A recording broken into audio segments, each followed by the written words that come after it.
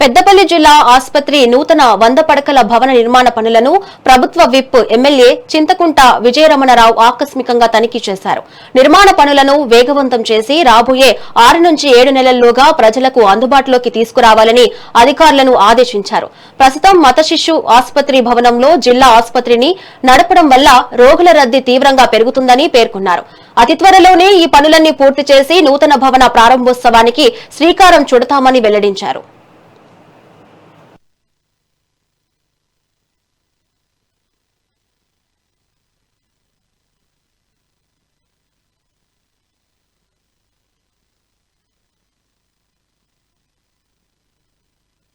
పెద్దపల్లి జిల్లా కేంద్రంలో నిర్మాణం జరుగుతున్నటువంటి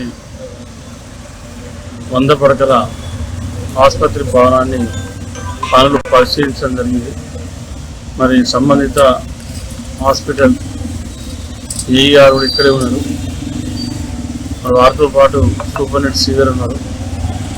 మరి హాస్పిటల్ మాతా శిశు హాస్పిటల్ నడిపినప్పుడు కూడా జనాల ఫ్లోటింగ్ ఎక్కువైంది.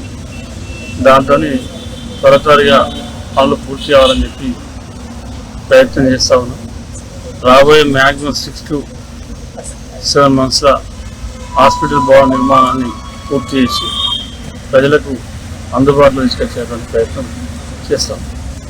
పెద్దపల్లి జిల్లా కేంద్రంలో నిర్మాణం